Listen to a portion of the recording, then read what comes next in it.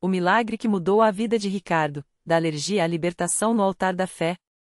Ricardo tinha apenas 7 anos quando, pela primeira vez, sua mãe, Dona Maria, percebeu que algo estava muito errado.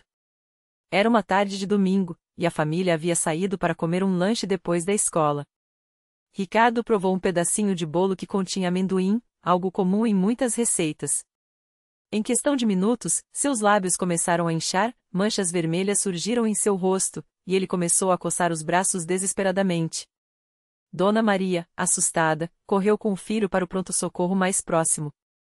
O diagnóstico foi claro e assustador: alergia grave a amendoim. Uma simples exposição poderia levar a um choque anafilático e, em casos extremos, à morte. Os anos se passaram, e a vida de Ricardo se tornou uma constante batalha. Ele não podia frequentar festas de aniversário sem que sua mãe ligasse antes para confirmar se haveria amendoim nos alimentos. Na escola, precisava carregar um autoinjetor de adrenalina na mochila, e os professores eram orientados a ficarem atentos. A família vivia com medo. Dona Maria, uma mulher de fé, mas que havia se afastado da igreja após a morte precoce do marido, sentia-se impotente. Meu Deus, por que meu filho tem que passar por isso? Ela chorava em silêncio à noite, enquanto Ricardo dormia com o rosto ainda inchado de uma crise recente. Até que um dia, tudo mudou. Dona Maria trabalhava como faxineira em um prédio comercial quando ouviu 2 colegas conversando sobre a Igreja Universal do Reino de Deus. Uma delas, chamada Sandra, contava emocionada como sua filha havia sido curada de uma doença renal após participar de uma corrente de oração. Lá eles oram com fé, irmã. Os pastores são ungidos, e Deus opera milagres, disse Sandra, com os olhos brilhando. Dona Maria, que já havia tentado de tudo, médicos, remédios caríssimos, dietas restritivas, sentiu algo mexer dentro dela. Naquela noite, enquanto Ricardo dormia, ela pegou um papel e escreveu: Senhor, se o Senhor existe, me mostra um caminho. Não aguento mais ver meu filho sofrer. No domingo seguinte, Dona Maria levou Ricardo à Universal. Era a primeira vez que eles entravam em uma igreja evangélica. O templo estava lotado, o louvor era vibrante, e o pastor falava com uma autoridade que Dona Maria nunca havia visto antes. Deus não é Deus de meia solução.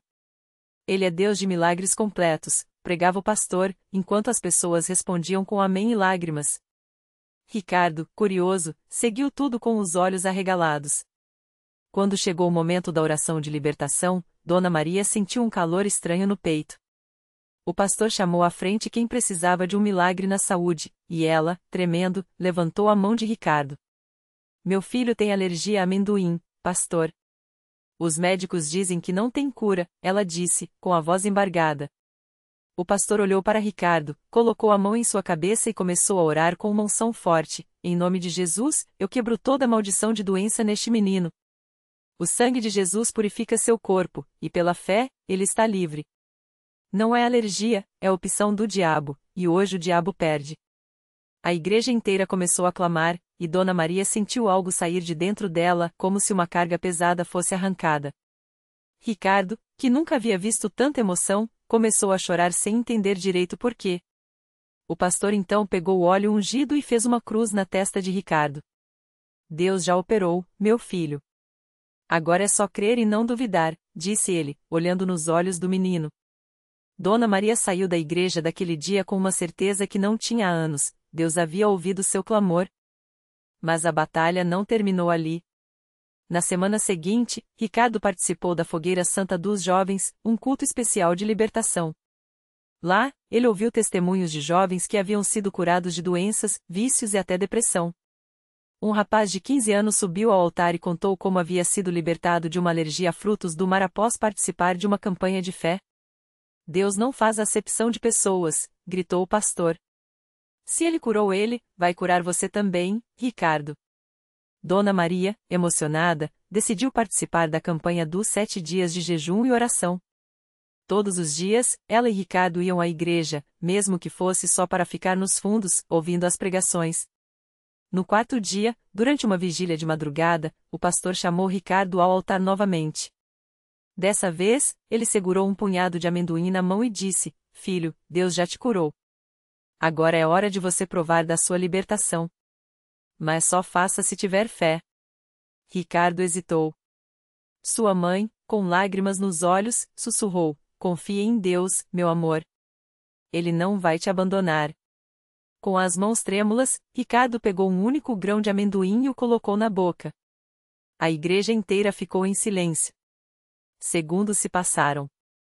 Nada aconteceu. Nenhum inchaço, nenhuma coceira, nenhuma falta de ar. Ricardo olhou para a mãe, incrédulo.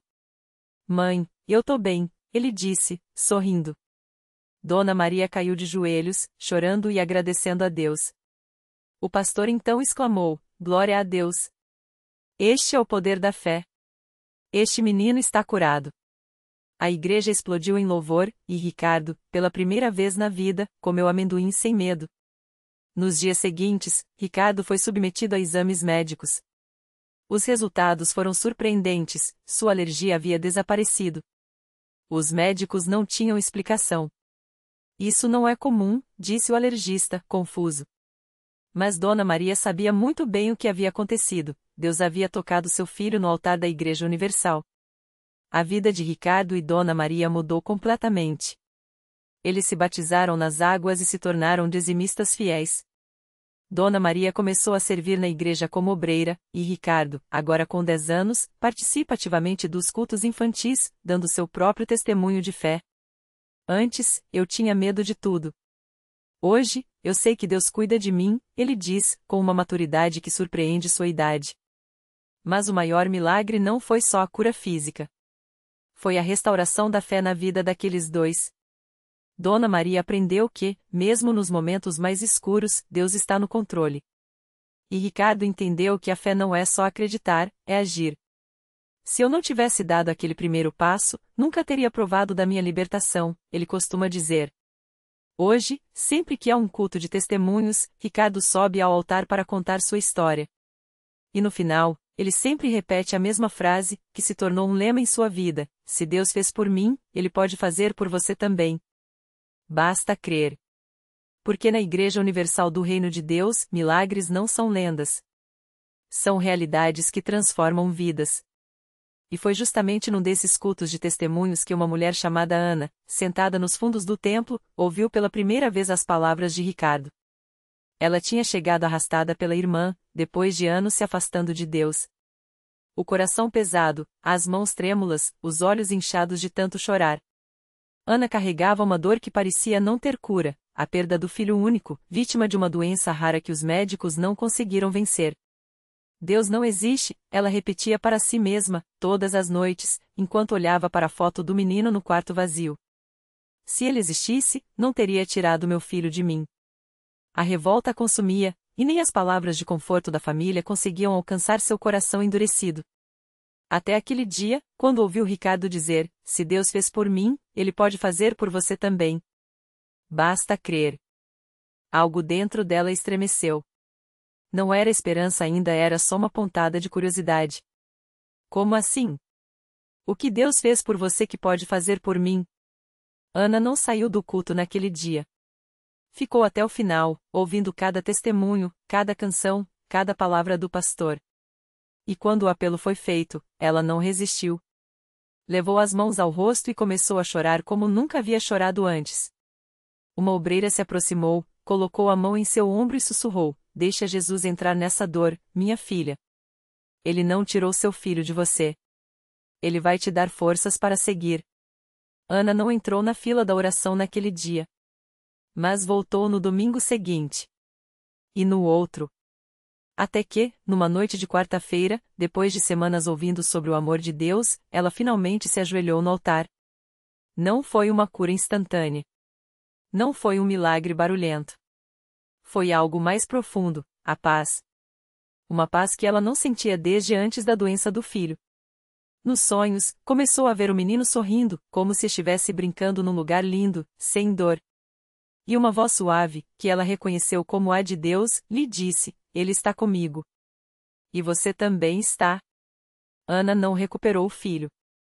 Mas recuperou a si mesma. Hoje, ela serve na obra de crianças da igreja, abraçando cada pequeno como se fosse seu, ensinando o sóbrio Deus que não abandona. Eu achava que Deus me havia traído, ela conta, com os olhos brilhando. mas ele só estava me preparando para algo maior. Minha dor virou propósito. E assim, como Ricardo, Ana também sobe ao altar para dar seu testemunho.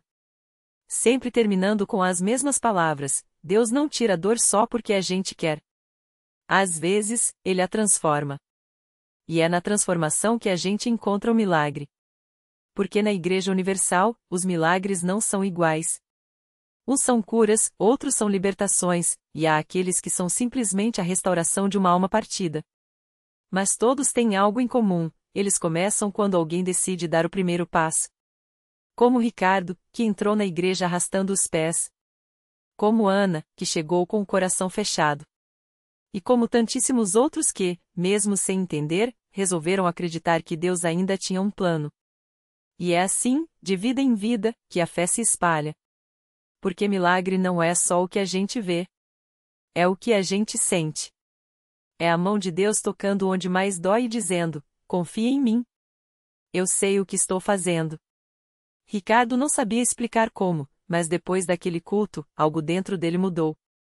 Não foi como um raio, não foi uma voz do céu. Foi uma quietude que invadiu sua alma, como se alguém tivesse colocado um curativo em uma ferida que ele nem sabia que tinha. Ele saiu da igreja com os mesmos problemas, as mesmas contas para pagar, a mesma solidão que o acompanhava há anos. Mas agora, tinha uma coisa diferente: esperança.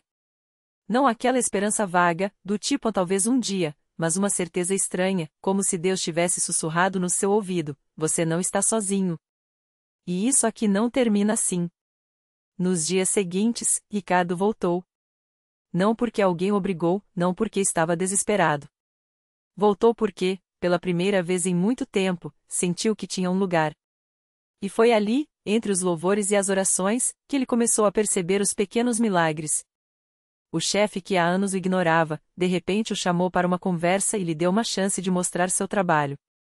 A filha, que mal olhava para ele desde a separação, ligou sem motivo aparente só para dizer que o amava. Coisas simples, mas que para Ricardo eram como sinais de que Deus estava, sim, mexendo nas coisas. Enquanto isso, Ana também descobria que o milagre dela não seria do jeito que ela imaginava. Ela tinha ido à igreja pedindo por um marido, por uma família, por algo que preenchesse o vazio que sentia. Mas Deus, em sua sabedoria, começou a trabalhar nela mesma. No primeiro culto, ela chorou sem parar, como se anos de mágoa estivessem saindo de uma vez. No segundo, sentiu uma paz tão grande que assustou. E no terceiro, entendeu: o milagre não era alguém para completá-la, mas a descoberta de que ela já era completa em Cristo. Ela começou a servir na igreja, primeiro ajudando na limpeza, depois na recepção, até que um dia se viu liderando um grupo de oração para mulheres. Não era mais a Ana amargurada, que culpava o mundo por sua solidão. Era uma Ana renovada, que sorria sem esforço e falava de Deus com uma convicção que vinha de dentro. E foi assim, servindo, que ela conheceu Mateus, um irmão da igreja que também tinha suas batalhas, mas que, como ela, havia aprendido a confiar. Não foi amor à primeira vista, não foi um conto de fadas. Foi algo mais bonito, um relacionamento construído na fé, onde ambos sabiam que, antes de se amarem, precisavam amar a Deus acima de tudo. Enquanto isso, no fundo do templo, uma senhora chamada Margarida observava tudo. Ela tinha chegado naquela manhã com um diagnóstico que os médicos não sabiam como tratar. É melhor se preparar, tinham dito. Mas Margarida, que já havia enterrado um filho e um marido, não tinha medo da morte. Seu medo era outro, o de deixar sua neta, a pequena Sofia, sozinha no mundo.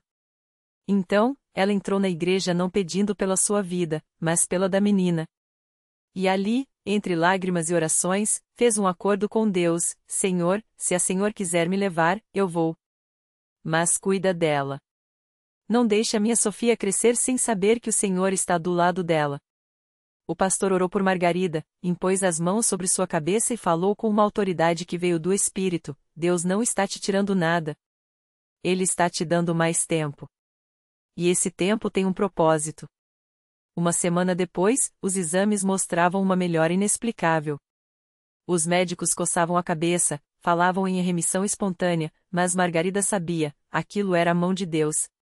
E não só isso, sua neta, que nunca tinha querido ir à igreja, começou a pedir para acompanhá-la. Sofia, que antes só falava em desenhos e brinquedos, agora fazia perguntas sobre Jesus, sobre o céu, sobre por que a vozinha chorava tanto na igreja, mas saía de lá sempre sorrindo.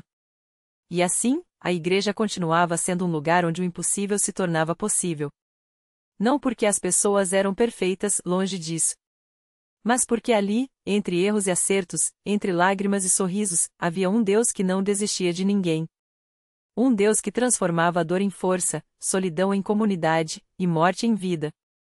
Porque milagre, no final das contas, não é só o que a gente pede. É o que Deus sabe que a gente precisa. E Ele sempre sabe. Sempre. A vida de Margarida e Sofia mudou tanto que até os vizinhos começaram a notar. A menina, antes tímida e quieta, agora corria pela rua contando para todo mundo que Jesus morava no coração dela. Uma tarde, enquanto brincava na calçada, Sofia viu a Dona Maria, uma senhora que morava sozinha e mal saía de casa por causa das dores nas pernas. A criança, com sua voz doce, perguntou: Vó Maria, a senhora não vai na igreja não? Lá tem um homem que cura as pessoas. Dona Maria sorriu, mas abanou a cabeça. Minha filha, essas pernas já não aguentam nem a missa da televisão. Como é que eu vou subir aquele morro até a igreja? Mas Sofia não desistiu. No domingo seguinte, ela e Margarida bateram na porta da vizinha com um convite especial. Vem com a gente, vó. Se a senhora não conseguir subir, a gente carrega a senhora nas costas. Dona Maria riu, emocionada com a pureza da criança, mas ainda resistiu. Até que, naquela noite, sonhou com uma voz que dizia: Levanta-te e vai. Eu estou te esperando. No dia seguinte, apesar da dor, ela se arrastou até a porta de casa e encontrou Margarida e Sofia com um carro da igreja que havia parado ali só para buscá-la. Quando entrou na congregação, Dona Maria sentiu algo que não experimentava há anos: esperança. O pastor orou por ela, e os irmãos a rodearam com fé. Não foi um milagre instantâneo, as pernas ainda doíam, mas a cada culto, a dor diminuía. Em poucas semanas, ela já conseguia caminhar sem a bengala. E o mais incrível, começou a levar outras pessoas doentes para a igreja, dizendo: Se Deus fez por mim, Ele faz por vocês também. Enquanto isso, Sofia crescia na fé de um jeito que surpreendia a todos. Um dia, durante o culto, ela teve uma visão, algo que nem os adultos entendiam direito. Ela viu um anjo ao lado do pastor, segurando um livro brilhante. Quando contou, alguns acharam que era imaginação de criança, mas o pastor, com sabedoria, apenas sorriu e disse: Deus fala até pelas crianças, meus irmãos. Quem somos nós para duvidar? E assim, a igreja se enchia de histórias como essas. O jovem que largou as drogas depois de um sonho com Jesus. A mãe que recebeu seu filho de volta, depois de anos sem notícias. O homem que, após ser curado de um câncer, voltou para agradecer e nunca mais saiu dali. Porque na congregação, milagre não era coisa do passado. Era o pão de cada dia. Não porque as pessoas eram santas, muitos ainda lutavam com suas fraquezas, mas porque ali, no meio das lutas, havia um Deus que não se cansava de estender a mão. E assim, Margarida, que um dia entrou naquela igreja arrasada pela dor, agora olhava para trás e via uma família de fé. Sofia, que nem sabia rezar, agora orava por outros com uma fé que envergonhava até os mais velhos. E Dona Maria, que achava que sua vida tinha acabado, descobriu que Deus ainda tinha planos para ela. Porque milagre, afinal, não é só o que a gente vê. É o que Deus faz quando a gente menos espera. E Ele sempre faz. Sempre. Naquela mesma congregação, em uma tarde quente de sábado, chegou um jovem chamado Lucas. Ele entrou arrastando os pés, com os olhos vermelhos de tanto chorar. No bolso, trazia um papel amassado, o diagnóstico que confirmava uma doença rara nos rins, sem cura pela medicina. Os médicos tinham dado poucos meses de vida. Ele veio porque a última esperança era um tal de pastor em que, diziam, orava e as pessoas saíam diferentes. Lucas não acreditava muito, mas não tinha mais para onde ir. Quando o pastor impôs as mãos sobre ele, não sentiu nada no início. Só o calor das mãos, o cheiro de café que vinha da cozinha da igreja, e o som dos irmãos cantando baixinho ao redor. Mas então, algo estranho aconteceu. Uma paz tão grande invadiu seu peito que ele começou a tremer. e quando abriu os olhos, o pastor sorria como se já soubesse de algo que ele ainda não entendia. Deus te curou, meu filho, disse o pastor, simples assim. Lucas saiu dali ainda desconfiado, mas na semana seguinte, os exames surpreenderam os médicos. Os rins, antes destruídos, estavam normais. Os especialistas coçavam a cabeça, murmurando sobre a remissão espontânea. Mas Lucas sabia. Ele voltou correndo para a igreja, dessa vez não por desespero, mas por gratidão. E ali, entre abraços e lágrimas, descobriu que milagre não era só para os outros. Era para ele também. E assim, a congregação seguia sendo um lugar onde as impossibilidades encontravam um Deus que adorava virar o jogo. Onde o choro se transformava em riso, e o medo, em coragem. Porque quando o povo de Deus se une em fé, até as leis da natureza pareciam se curvar. E os milagres? Os milagres continuavam acontecendo. Todo dia. Para quem tinha olhos para ver. O milagre completo. Anos depois, Lucas não era mais o homem quebrado que entrará naquela igreja. Seus rins funcionavam perfeitamente, mas o verdadeiro milagre estava em seu coração. Ele se tornou um voluntário na congregação, contando sua história para quem chegava com o peso do desespero. Deus não muda as circunstâncias só para nos surpreender, dizia, mas para nos lembrar que, mesmo no vazio, Ele está tecendo algo novo. Um dia, uma mulher chamada Clara chegou arrastando a dor de um diagnóstico sem esperança. Lucas a olhou nos olhos e sorriu, eu já estive onde você está. Mas hoje sei que milagre não é só o que vemos, é o que nos transforma enquanto esperamos. Clara chorou, e ele a abraçou, como um dia fora abraçado. A reflexão que ficou. Milagres não são só curas instantâneas ou soluções mágicas. Às vezes, são as mãos que se estendem quando achamos que estamos sozinhos. Os sinais que aparecem quando desistimos de procurar. A paz que invade o coração antes mesmo da resposta chegar. Lucas aprendeu que fé não é a certeza de que Deus fará o que pedimos, mas a confiança de que Ele fará o que é melhor mesmo que demore, mesmo que doa, mesmo que venha de forma que não esperávamos. A lição. A vida não promete ausência de tempestades, mas garante que não estaremos sozinhos nelas. O milagre de Lucas não começou no dia em que seus rins sararam, mas no momento em que ele escolheu acreditar que, no meio do caos, ainda havia espaço para a graça. E essa escolha diária de confiar é o solo onde os impossíveis florescem. A congregação seguia cheia. Não porque os milagres eram garantidos, mas porque ali, entre canções e silêncios, as pessoas descobriam que a maior maravilha não era ver Deus mudar a história, mas perceber que Ele sempre esteve nela, mesmo quando não enxergávamos. E isso, sim, era milagre suficiente.